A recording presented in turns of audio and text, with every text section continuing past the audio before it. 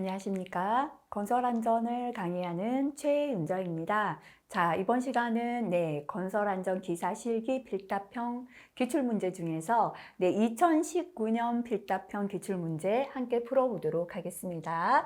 우선 1번 문제부터 풀이하겠습니다. 별표 3개 적으죠. 제외율은 반드시 계산할 수 있어야 합니다. 라고 강조 많이 드리고 있습니다.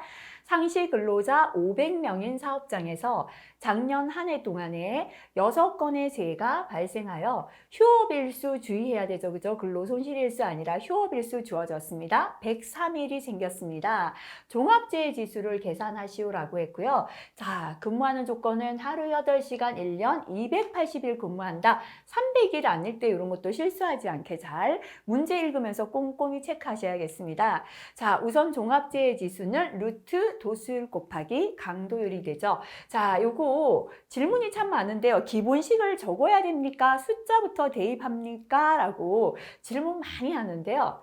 자, 우선은 기본식을 정확히 알고 계신다면 적어줄수록 좋습니다. 자, 하지만 기본식을 정확히 알지 못한다면 대충 적어서 틀린 용어가 들어가게 되면 감점의 원인이 되겠죠. 그래서 정확하지 않을 때는 숫자를 대입한 식부터 적으시고요. 정확히 알고 있다면 적어주시는 게 더 좋다 말씀드리겠습니다. 자, 도수율은 밑에는 총 근로시간 수였습니다. 도수 할 때 수는 제 건수의 수다라고 했죠. 그죠? 위에는 제 건수 넣고요. 건수는 간단하니까 동그라미는 6개 붙이자 했습니다. 총 근로시간 수 계산해 보겠습니다. 지금 근로자는 500명이죠. 곱하기 하루 8시간 곱하기 300일 아니라 280일 근로하고 있습니다. 이때 재해는 6건 발생되었죠. 곱하기 10의 6승 계산하시면 5.36이 나왔습니다. 자, 그 다음에 강도율 계산할게요. 역시나 500명 곱하기 하루 8시간 곱하기 280일이고요. 주의하셔야 된다, 그죠? 출근하지 않는 3가지였죠. 휴업일수, 그 다음에 요양일수, 그 다음에 입원일수 3가지는요. 자, 1년은 365일 단위인데요.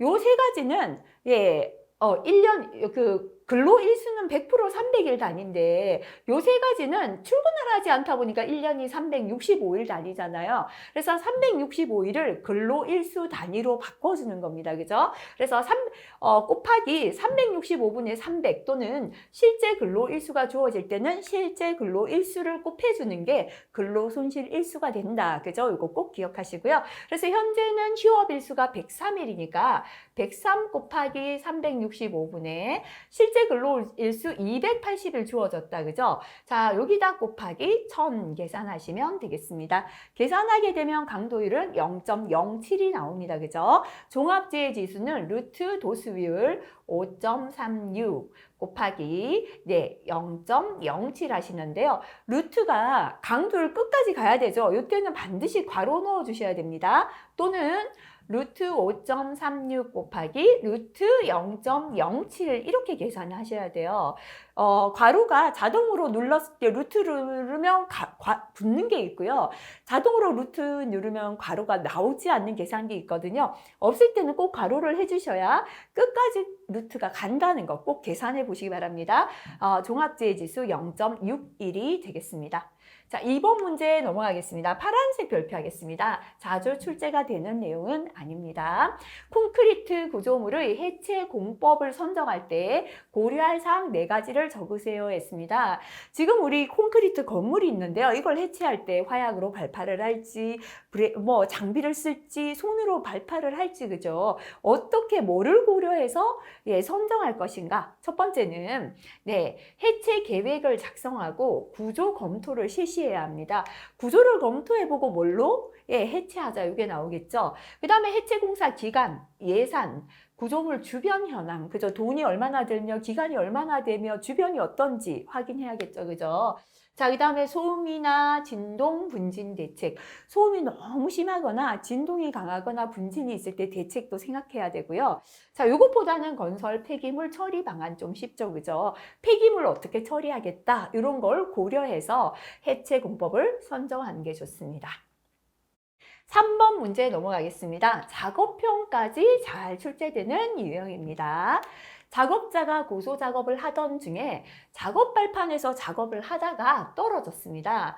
바닥에 부딪혀 상해를 입었습니다. 자, 재발생 형태는 떨어졌다 했으니까 떨어짐이다. 그죠? 자, 추락. 요거는 규정이 바뀌어서 재발생 형태에 한해서입니다. 이렇게 한글로 다 바뀌었죠. 그죠? 그래서 이제 변경된 지 몇 년 되었기 때문에요.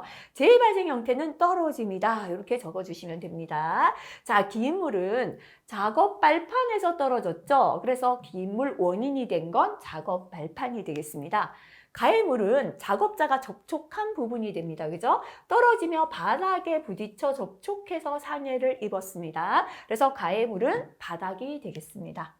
자, 그 다음 4번 문제 넘어가겠습니다. 참고의 내용 중요하니까요. 한번 체크하시고 넘어가시면 좋겠습니다.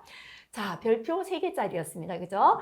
산업안전보건법상의 유해위험 방지 계획서 제출 대상 건설업에 대한 설명인데요. 괄호에 적합한 내용을 적어보시오 라고 했습니다. 자, 지상 높이는 몇 미터? 31m 이상이었다. 그죠? 건축물이나 인공구조물이고요. 최대 지간이라는 건 교량, 다리를 떠받치는 기둥과 기둥 사이 간격은 얼마였습니까? 50m 이상 되는 교량이었다. 그죠? 다목적댐, 발전용 댐, 저수 용량이 얼마였죠? 2,000톤이 아니고요. 2,000만 톤 이상의 용수정용 댐, 지방상수도 전용 댐 등의 건설 각각입니다. 자, 그 다음에 냉동 냉장 창고는 연면적이 좁은 기준이었죠. 그죠? 좁은 거 얼마였습니까? 5,000제곱미터 이상의 냉동 냉장 창고 시설에 자, 설비공사, 단열공사, 특히나 용접 때문에 화재 우려가 있다 그랬죠. 그죠? 깊이가 10m 이상인 뭐죠? 굴착이죠. 땅을 파는 굴착 공사 해당되었습니다. 자, 그래서 우선은 숫자부터 암기하시고요. 그 다음에 이제 문장 적으시오를 대비하여 한 5가지 정도는 기억해 주시면 됩니다. 암기법 보시고 일단은 숫자부터 기억하시면 좋겠습니다. 자, 감전을 일으키는 1차 감전 위험 요소 3가지를 적으시오 했습니다. 자, 감전을 일으키는 요소 중에 가장 중요한 건 첫 번째 흘러가는 전류의 크기입니다. 전류가 약할 때는 짜릿함만 느끼지만 흘러가는 전류가 클 때는 100mA 이상에서는 심폐쇄동으로 사망까지 가죠. 그죠? 자, 전류가 높을수록 위험하죠. 두 번째 통전 시간입니다. 장시간 몸에 전기가 흐를수록 위험하잖아요. 통전 경로죠. 심장 부근으로 흐를수록 위험하죠. 전원의 종류 중에는 교류가 직류보다 위험하잖아요. 그래서 통전 전류의 크기가 클수록, 통전 시간이 길수록, 심장 부근으로 흐를수록 통전 경로죠. 교류가 더 위험하다. 전원의 종류다. 그죠? 이렇게 4가지가 1차 감전 위험 요소가 되겠습니다. 자, 6번 중요하죠. 그죠? 자, 비나 눈이나 그 밖에 기상 상태 불안정으로 인하여 날씨가 몹시 나빠서 작업을 중지시킨 후 또는 비계를 조립이나 해체나 변경한 후에 그 비계에서 작업을 할 때는 작업을 시작하기 전에 점검을 반드시 해야 합니다. 일부를 해체하거나 조립했기 때문에 점검하고 올라가야죠. 그죠? 이때 비계의 작업 시작 전 점검해야 될 사항을 3가지 적어라 그랬습니다. 첫 번째는 비계가 튼튼하게, 그죠? 자, 이 비계부터 튼튼한지를 확인하자 그랬죠. 그죠? 비계를 연결했는 부분이 튼튼한지 보고 연결할 때 썼는 철물이 튼튼한가 보자 2가지였습니다. 그죠? 자, 그래서 비계 연결부, 접속부가 풀리지 않았나 봅니다. 비계 연결부나 접속부의 풀림 상태. 자, 연결할 때 사용하는 철물을 본다. 그죠? 연결 재료, 연결 철물의 손상이나 부식 상태가 2가지입니다. 자, 비계가 튼튼하죠? 그럼 이제 이 비계의 작업 발판을 설치해야 되잖아요. 그죠? 자, 이게 2번째다 그랬죠. 그죠? 발판이 되겠습니다. 발판은 재료에 손상이 없나 봐야 되고요. 잘 걸려 있는가, 비계에 걸려 있는가 봐야 합니다. 발판 재료 손상 및 부착 상태에도 되고 걸림 상태에도 됩니다. 자, 이렇게 이제 비계가 튼튼하고 발판까지 튼튼하다면 발판에 추락을 방지하는 안전난간을 이렇게 설치해야죠. 그죠? 요 안전난간을 손잡이다라고 했습니다. 그죠? 손잡이가 탈락되지 않았나 봅니다. 손잡이 탈락 여부. 그 다음에는 전체 비계 기둥이 흔들리지 않아야 되고요. 땅을 따라 침하되거나 변형되지 않아야 된다. 그죠? 비계 기둥이죠. 그래서 기둥의 침하나 변형이나 변이 또는 흔들림 상태, 이렇게 4가지 정도, 5가지 정도 기억하시면 되겠죠. 그죠? 자, 그 다음 넘어갈게요. 네. 건물 등의 해체 공법의 종류를 5가지 적으세요. 그죠? 우리 시험에는 해체할 때의 작업 계획서 자주 나왔잖아요. 해체하는 공법의 종류가 되겠습니다. 첫 번째는 기계의 힘으로 한다. 그죠? 기계력에 의한 해체고요.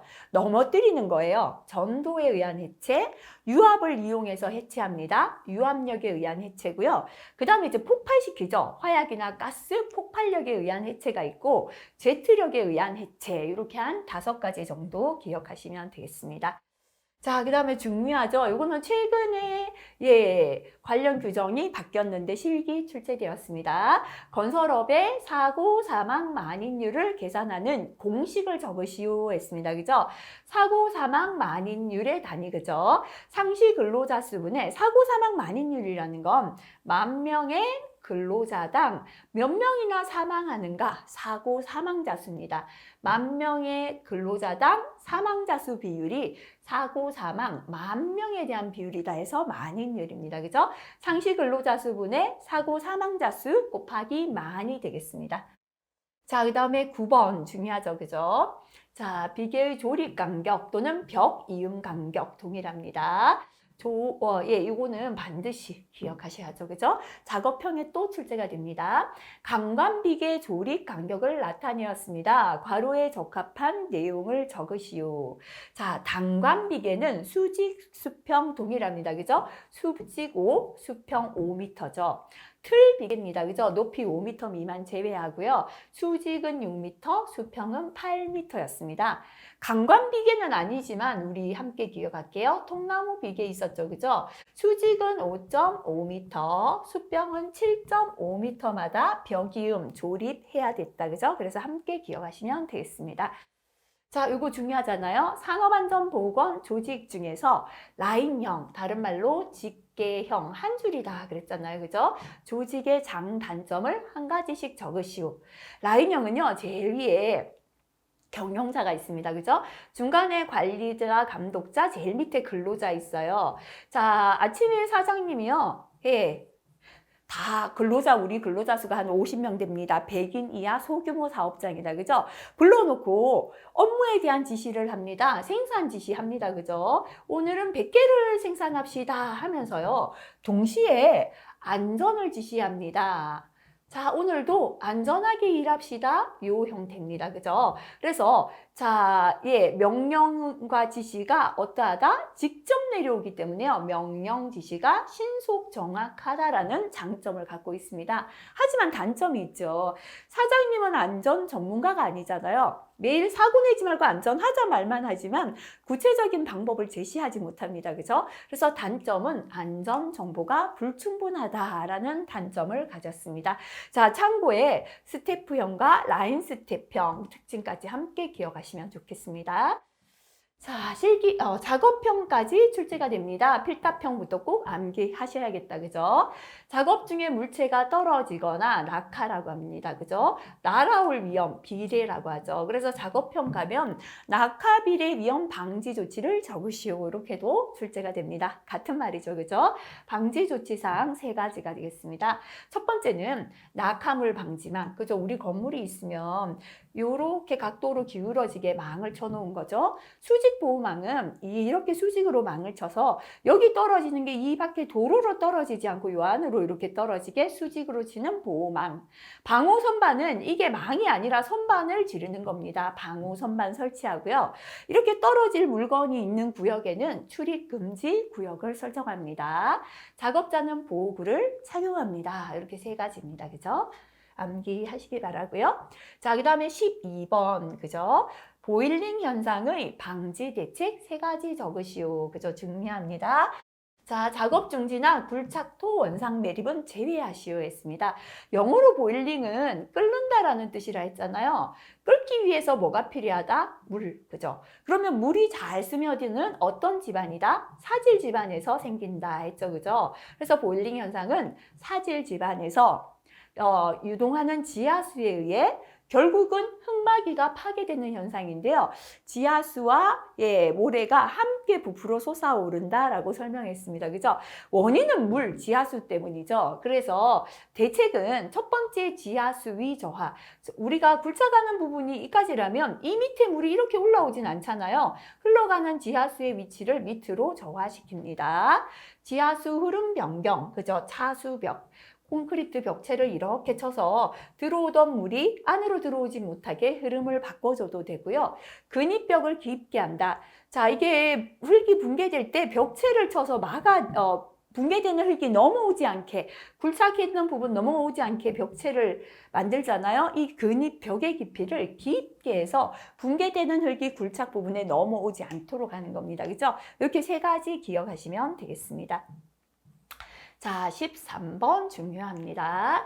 산업안전보건법상의 사업 내 안전보건 교육 중에서 근로자 정기안전보건교육의 교육 내용 5가지를 적으시오. 근데 단 산업안전보건법 및 일반관리에 관한 사항은 제외하라고 어떤 교육이든 잘 나옵니다. 그죠?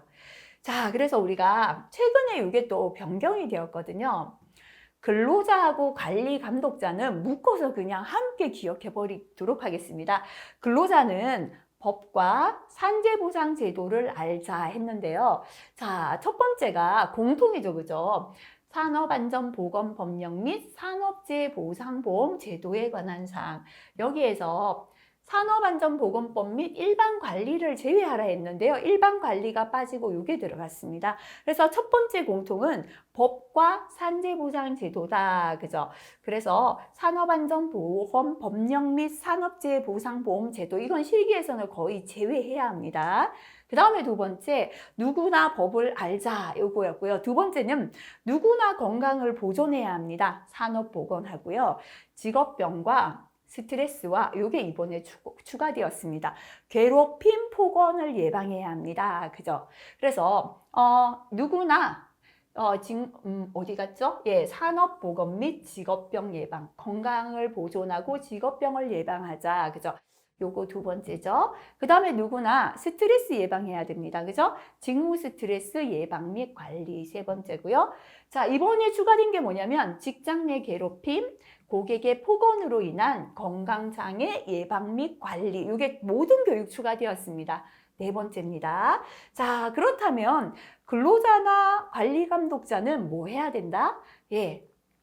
유해 위험을 관리해서 일하면서 안전하고 사고를 예방하자. 이게 특징이잖아요. 그죠? 그래서 근로자람 누구나 주변에 있는 유해 위험을 스스로 관리하자. 그랬죠? 유해 위험, 작업 환경 관리에 관한 사항. 이렇게 유해 위험을 관리하다 보니까 안전하며 사고를 예방할 수 있다. 그죠? 산업 안전 및 사고 예방에 관한 사항. 자, 요거는 근로자 정기 교육만 들어가죠. 그래서 요까지 관리 감독자 동일해요. 동일한 거 암기해버리면 되겠죠. 그죠? 건강 증진 및 질병 예방은 근로자 정기 교육에만 해당되겠습니다. 자, 넘어갈게요. 별표 3개짜리죠. 안전보건 표지에 명칭을 적으시오라는 겁니다.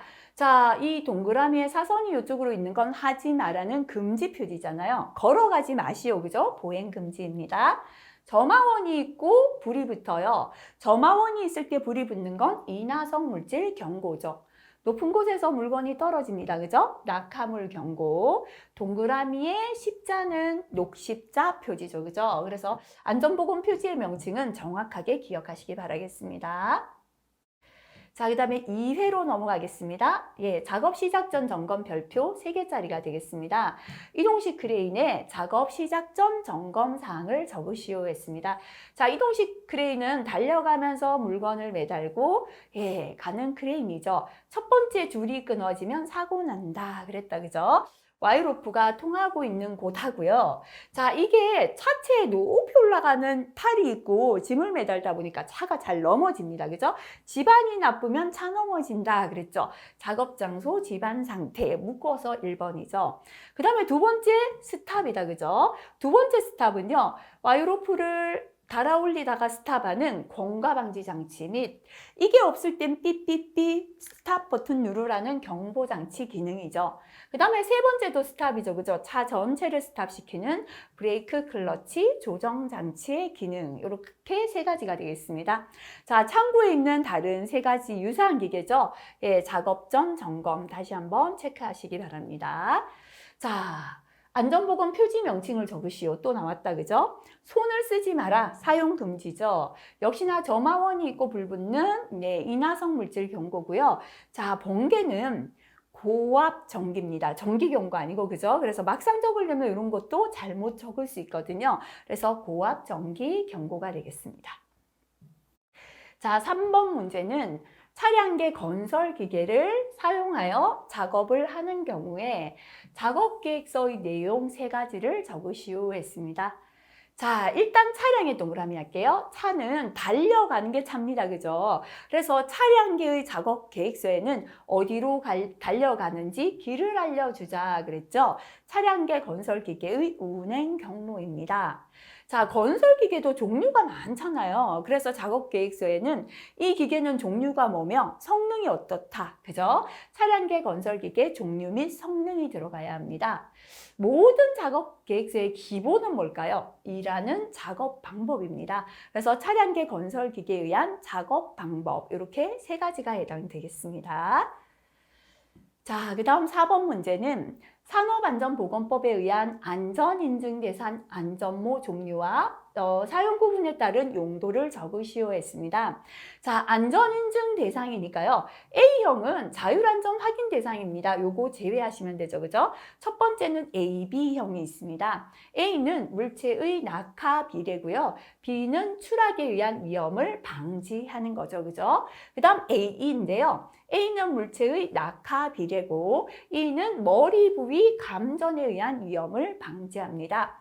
A, B, E형이 있죠. A는 물체의 낙하 비례, B는 추락, E는 머리 부위 감전을 방지하는 것이죠. 그죠? 자, 이렇게 세 가지 적어주시면 되겠습니다.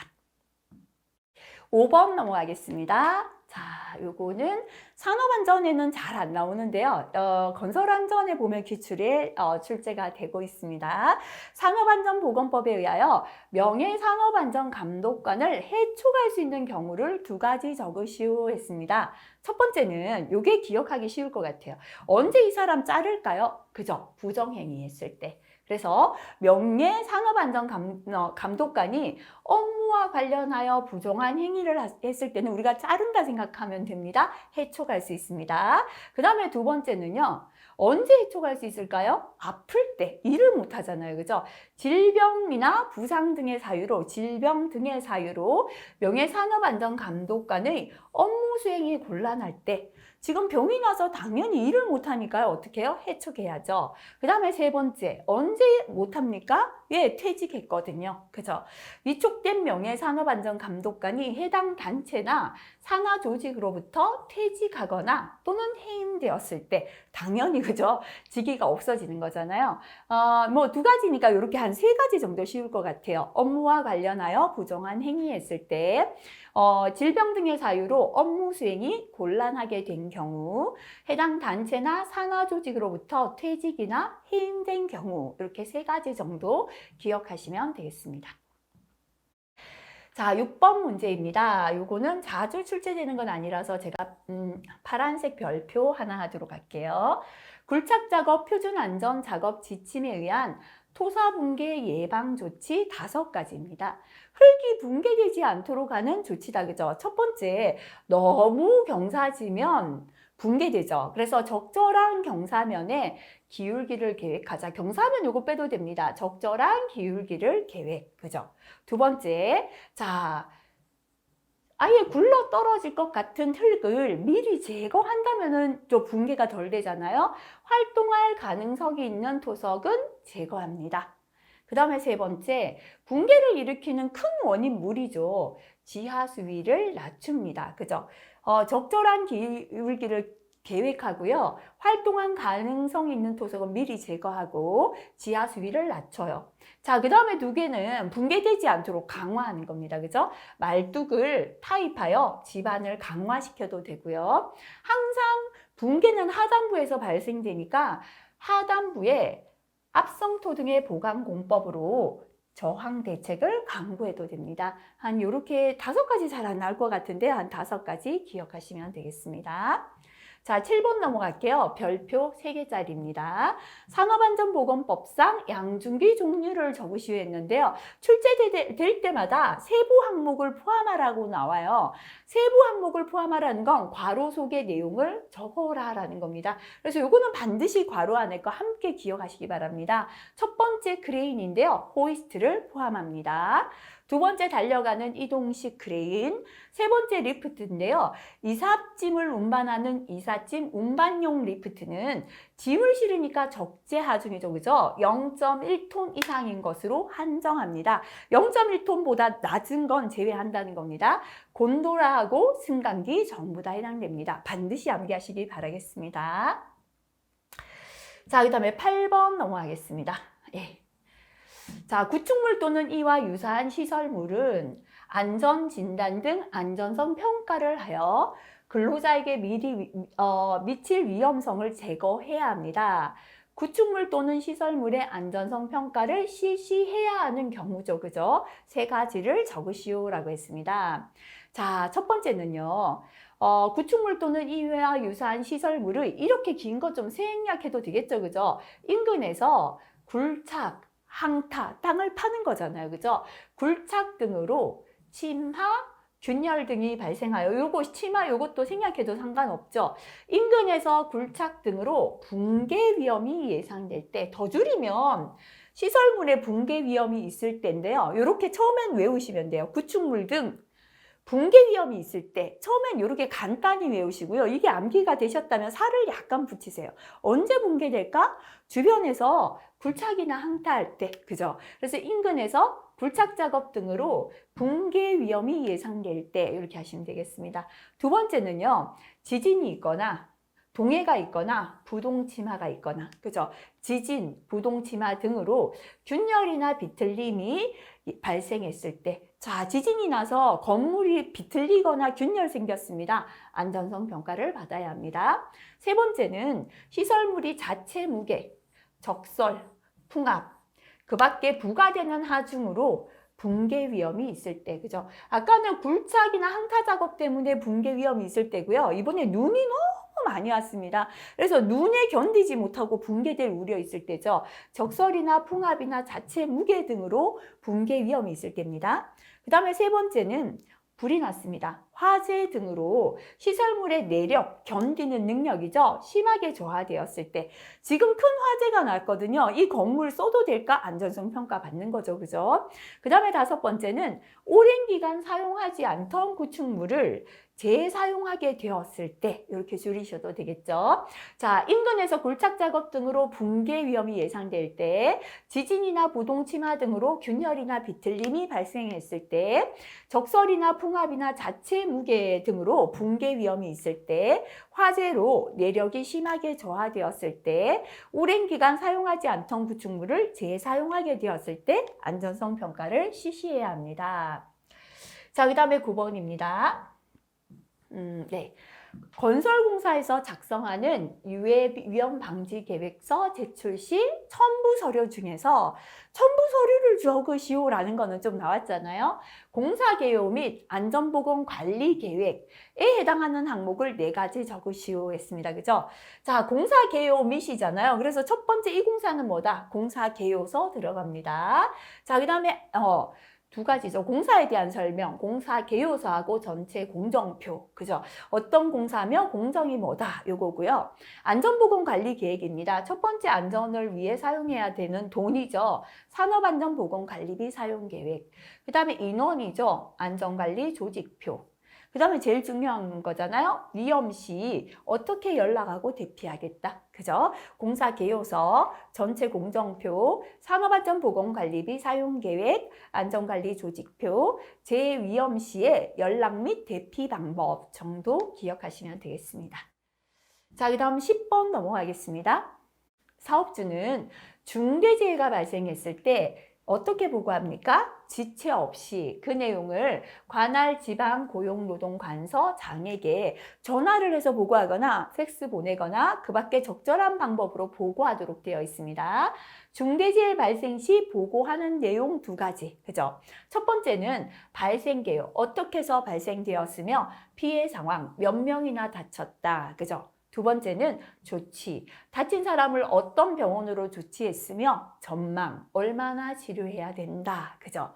그 다음에 세 번째는 그 밖에 중요한 사항이죠. 기인물은 뭐며, 원인은 뭐고, 대책은 뭐다. 이런 거, 그죠? 그래서 중대재해 발생되어서 노동부에 보고하는 건 발생계엄의 피해 상황, 조치 및 전망, 그 밖에 중요한 사항이 되겠습니다. 자, 비탈면 보호공법의 종류 4가지입니다. 그죠? 비탈면이 이렇게 있는데요. 그대로 두면 자꾸 무너지잖아요. 보호하기 위해서 첫 번째 식생공, 우리가 잔디 같은 거 심는 거죠. 그죠? 식생하는 거고요. 블록을 붙여서 흙이 붕괴되지 않게 하는 블록 붙임공 또는 콘크리트 격자를 붙이는 콘크리트 격자공이 있고요. 콘크리트를 쫙 뿜어서 쇼크리트라고 하죠. 그죠? 표면을 콘크리트로 덮어서 하는 콘크리트 뿜어 붙이기 공 등이 있겠습니다. 자, 12번은 작업형에 그대로 다시 출제가 되니까요. 반드시 기억하셔야겠습니다. 그죠? 다음 보기는 작업 발판의 설치 기준에 관한 설명입니다.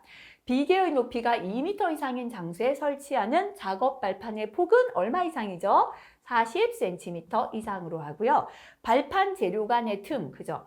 발판의 폭이 40cm 이상인데요. 요 재료를 두 개를 연결했다면 요 재료 간의 틈은 3cm 이하였다, 그죠? 3cm 이하로 합니다. 그러나 선박 및 보트 건조 작업, 선박이나 보트와는 굉장히 좁잖아요. 자, 선박 블록이나 엔진실 등의 좁은 작업 공간에서 작업 발판을 설치할 때는 공간이 너무 좁아서 폭이 40cm까지 나오지 못한다, 그죠? 이럴 때는 폭을 30cm 이상으로 할 수 있고요. 걸친 비계, 이게 걸치는 비계입니다. 이때 발판 재료 간 틈은 원래는 3cm 이하 되어야 합니다. 근데 3cm 이하로 유지하기가 곤란해요. 원래 공간 때문에. 그때는 5cm까지 봐준다, 그죠? 5cm 이하로 할 수 있습니다. 작업 발판 재료는 뒤집히거나 떨어지지 않도록 발판이 이렇게 있다, 그죠? 중간에 한 개만 장선에 고정해서 안 된다 그랬죠? 반드시 2개 이상의 지지물에 고정한다라고 했습니다. 그죠? 2개 이상 지지물에 연결하거나 고정합니다.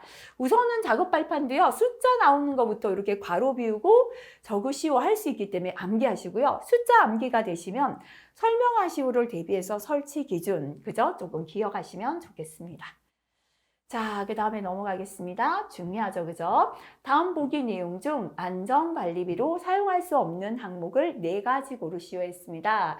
자, 산업안전보건관리비는요, 안전을 전담해서 일할 때 인건비로 쓰거나 안전 용도로 사용되는 기타 시설물이나 우리 그죠? 현장 용도로 사용할 수 있죠. 공사장의 경계를 표시하기 위한 가설 울타리 사용할 수 없죠, 그죠? 위험구역에 설치한 울타리는 위험해서 설치하는 건 들어가지 말라는 안전 목적 해당됩니다. 하지만 경계를 표시하는 건 안전 목적 아니라서 사용할 수 없습니다. 안전보조원의 인건비인데요. 안전보조원 안전 일을 하잖아요. 이때 전담 안전관리자 선임되었을 땐 쓸 수 있습니다. 그죠? 전담 안전관리자 선임되지 않은 건 사용할 수 없죠. 경사변면은 변면 이렇게 쌓여있는 경사면은 자꾸 굴러 떨어지니까 보호망, 안전 용도죠. 개인 보호구나 개인 장구를 보관하는 시설도 안전보호구고요. 자, 현장 사무실의 휴게시설은 특별한 이제 안전을 목적으로 하는 휴게가 아니라 전 근로자를 대상으로 하죠. 이거 사용할 수 없죠. 근로자에게 일률적으로 지급한다는 건 위험한 근로자가 아니라 모두에게 지급하는 보냉, 보온, 장구 안 되죠. 하지만 특별히 더운 곳에서 일할 때 지급하는 건 해당이 될 수 있다. 그죠? 자, 안전교육장, 안전을 위한 교육장은 해당됩니다. 설치비 해당되고요. 작업장에 방역이나 소독이나 방충비 요거 해당된다 그죠? 작업장의 방역이나 소독 요것도 안전 목적이잖아요. 실내 작업장의 냉난방 이건 일반 작업장의 냉난방이나 설치 유지비 이거는 안전 목적 아니잖아요. 보편적으로 쓰는 거라 안 되고요. 안전보건의 안전에 대한 정보를 교류하기 위한 모임은 사용비 사용할 수 있게 되어 있습니다. 그죠? 그래서 요거 잘 기억해 주시고요. 참고의 내용 꼭 다시 한번 체크하시고 넘어가시면 좋을 것 같습니다. 자, 이제 넘어가서 14번 보겠습니다. 양중기의 와이로로프 등 달기구의 안전계수 개념을 정의하시오. 자, 괄호를 비우고 나올 때는 있었는데요. 아예 설명을 적으시오 했습니다. 그죠? 안전계수는 안전율 똑같다. 그죠?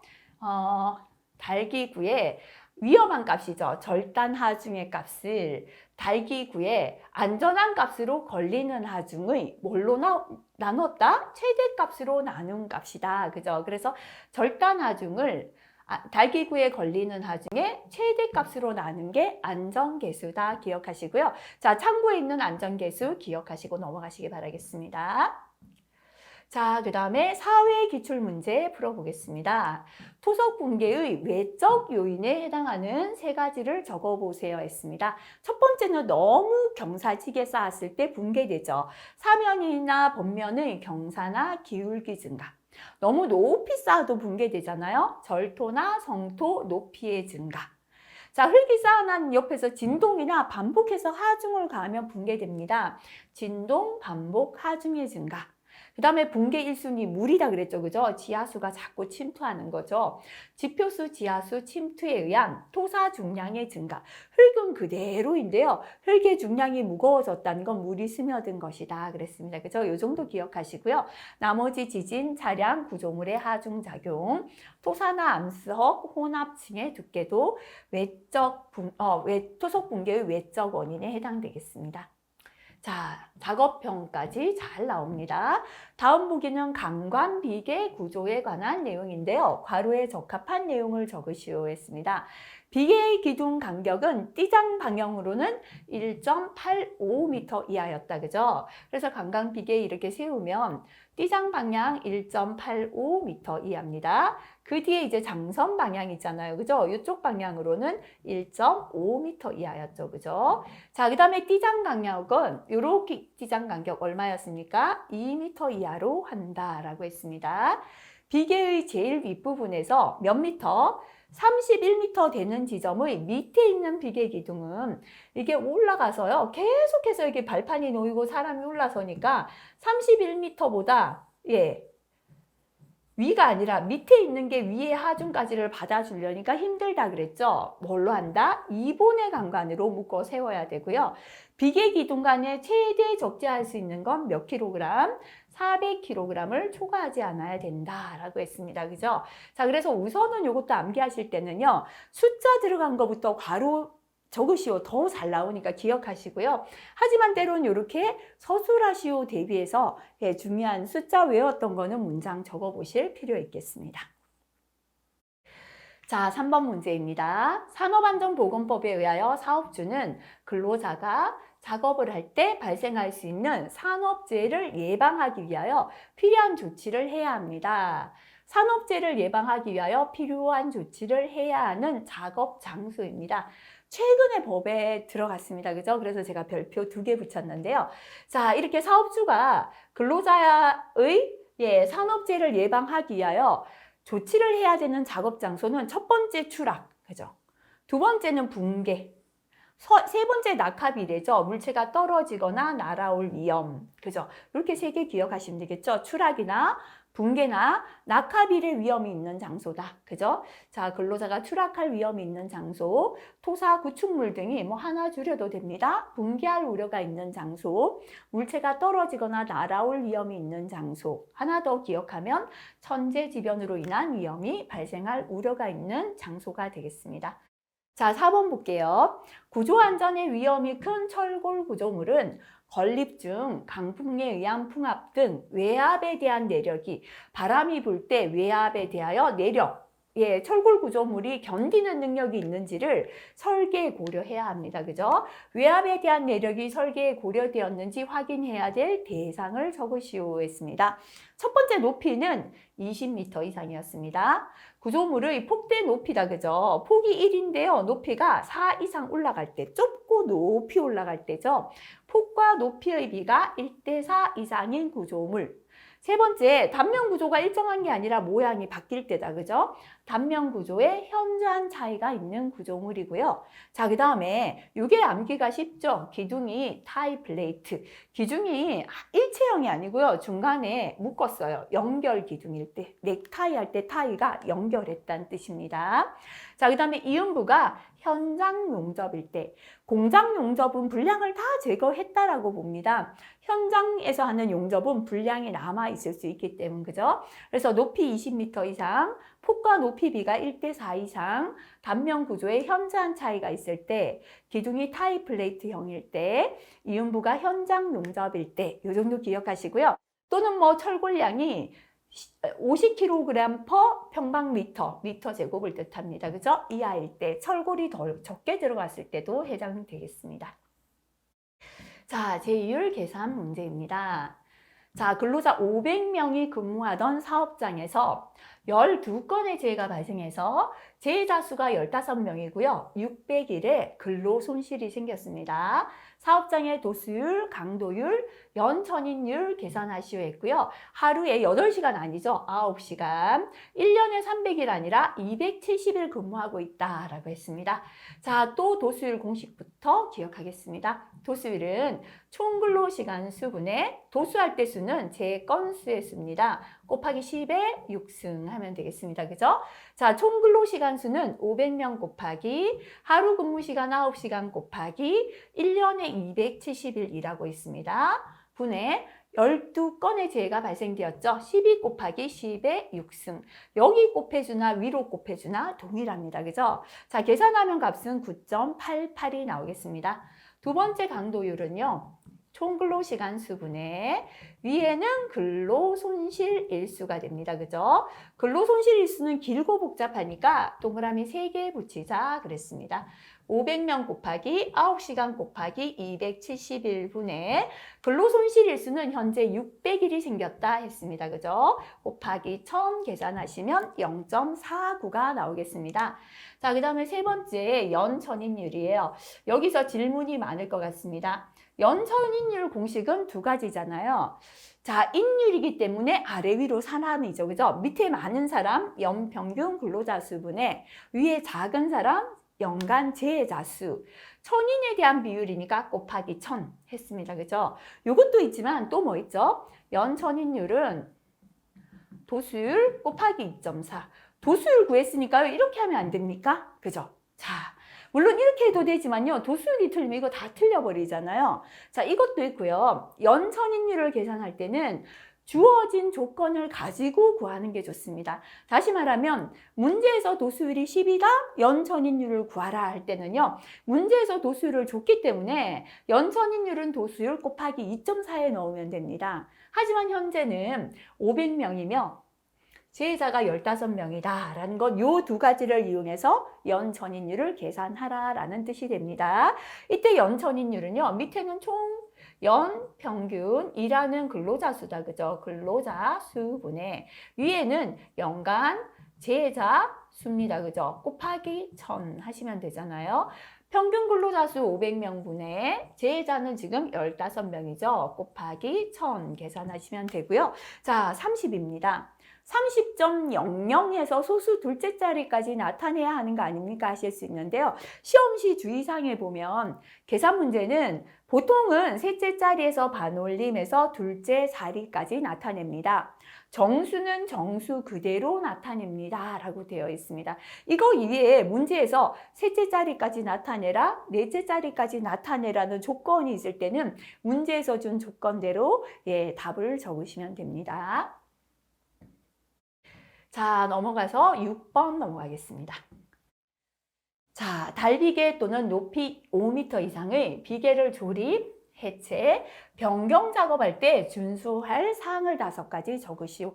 이렇게 비계를 조립, 해체, 변경도 있지만 거푸집 똥마리를 조립, 해체, 변경도 있거든요. 그래서 뭐든 간에 조립이나 해체나 변경할 때 공통사항부터 한 3가지 먼저 기억해 보도록 할게요. 첫 번째는 자, 이렇게 막 조립을 하고 그러다 보면 잘못하면은 위에서 낙하물이 떨어질 수 있죠. 아무나 들어가서 안 되죠. 그죠? 작업에 종사하는 근로자 외 출입을 금지시키고 그 내용을 보기 쉬운 장소에 게시합니다. 간단히 적으면 관계, 근로자 외 출입 금지 조치하고요. 이거를 조치를 했지만 입구에 붙여놔야죠. 출입 금지 이렇게 써붙여야죠. 그죠? 게시하라. 이게 첫 번째가 됩니다. 두 번째요. 이렇게 높은 데서 조립이나 해체하는데 바람이 많이 불거나 태풍이 오면 붕괴되겠죠. 그래서 날씨가 몹시 나쁠 때에는 작업을 중지합니다. 그죠? 이게 두 번째 공통이고요. 세 번째, 재료나 기구나 공구를 올리거나 내릴 때 자, 이렇게 비계 위에서 작업자들이 이제 발판 만들어 놓고 여기 서서 이렇게 조립하고 합니다. 그죠? 재료를 던져 올려주고 하면 안 되죠. 자, 이게 재료를 포대에 딱 넣어요. 포대에 줄을 묶어서 이 줄을 끌어올리고 내려야 됩니다. 이게 바로 달줄, 달포대를 사용하는 겁니다. 그죠? 그래서 공통 또 한 가지 넣어도 됩니다. 관리 감독자 지휘하에 작업한다. 조립이나 해체 작업은 대부분 이게 잘 들어갑니다. 또는 작업 지휘자 지휘하에 작업. 위험하니까요. 그죠? 자, 그래서 첫 번째 관리 감독자 지휘하에 작업합니다. 두 번째 관계 근로자 외 출입 금지 조치를 하고요. 내용을 보기 쉬운 장소에 게시합니다. 세 번째 날씨가 몹시 나쁠 때 작업을 중지합니다. 네 번째 재료나 기구나 공구를 올리거나 내릴 때 달줄, 달포대를 사용합니다. 자, 근데 이제 달비계를 조립, 해체, 변경할 때는요. 요거 기억하세요. 우리가 보통 2m가 넘는 공간에서 작업 발판의 폭은 40cm 이상이죠. 자, 근데 현재는 비계를 조립이나 해체하기 때문에 비계가 완전히 조립이 안 되어서 폭이 40cm 되는 발판의 하중을 견디지 못할 수도 있어요. 그죠? 그래서 이때는 폭이 20cm 이상의 발판을 설치해도 되도록 되어 있고요. 그 대신 발판 폭이 좁아서 추락이 우려되니까 근로자는 안전대를 사용해야 합니다. 요거는 또 가로 비우고 나올 수 있기 때문에 기억하시면 좋겠습니다. 자, 그 다음에 7번 넘어가겠습니다. 사업장에서는 산업재해 예방 활동에 대한 참여와 지원을 촉진하기 위하여 명예산업안전감독관을 위촉할 수 있습니다. 자, 명예산업안전감독관 위촉 대상이 되는 사람 3가지 적으시오 했습니다. 그죠? 첫 번째는 자, 산업안전보건위원회나 노사협의체가 설치되어 있는 사업장의 경우에 산업안전보건위원회 노사협의체에는 전부 다 근로자 대표가 들어가잖아요. 근로자 대표가 사업주의 의견을 들어 추천하는 사람. 그 명예산업안전감독관은 근로자 중에서 뽑잖아요. 그래서 자, 근로자 대표가 사업주의 의견을 들어서 추천할 때 이 사람 위촉 대상이 되고요. 세 번째, 노동조합이나 그 지역 대표기구에 소속된 임직원 중에서 해당 연합단체인 여기부터 적어도 되겠습니다. 노동조합 또는 그 지역 대표기구가 추천하는 사람 가능합니다. 세 번째, 전국 규모의 사업주 단체나 그 산하조직에 소속된 임직원 중에서 해당 단체 또는 산하조직이 추천하는 사람, 줄여서 전국 규모의 사업주 단체나 산하 조직이 추천하는 사람 해당되고요. 산업재해 예방 관련 업무를 하는 단체나 그 산하 조직에 소속된 임직원 중에서 해당 단체 또는 그 산하 조직이 추천하는 사람. 자, 녹색의 글씨만 암기해서 적으셔도 상관없습니다. 그죠?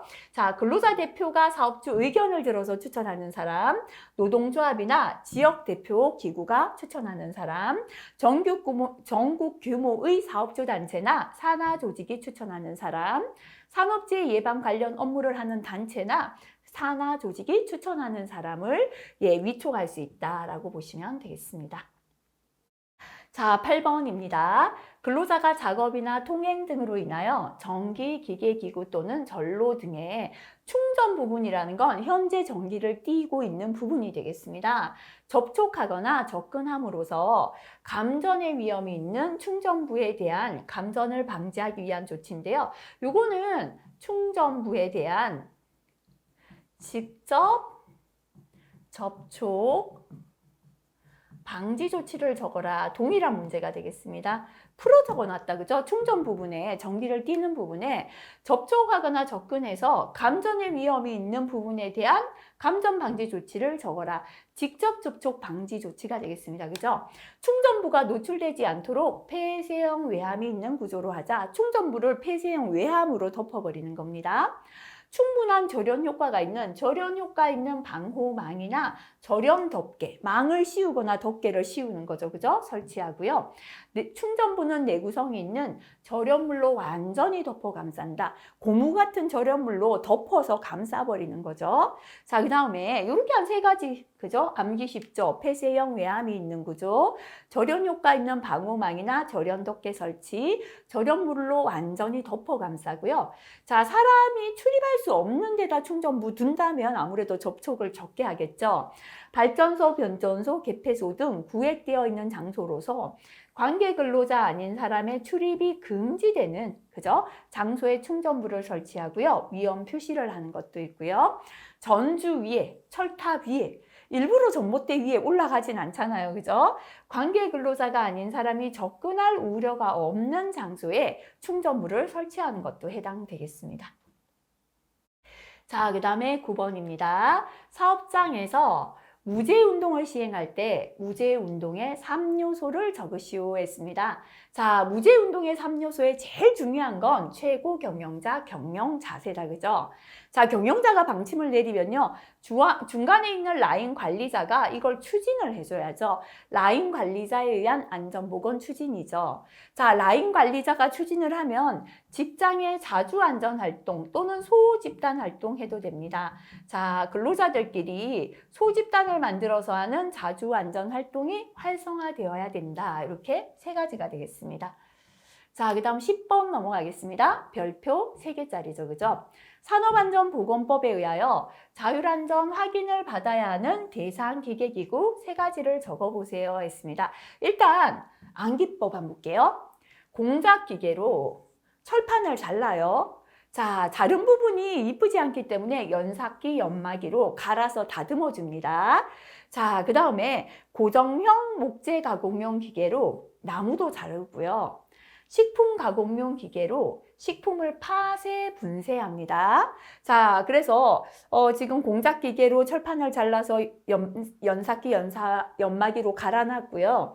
고정형 목재 가공용 기계로 나무 잘라놨고요. 식품 가공용 기계로 식품을 파쇄 분쇄했잖아요. 이거를 다 섞어줘야 됩니다. 혼합기로 혼합합니다.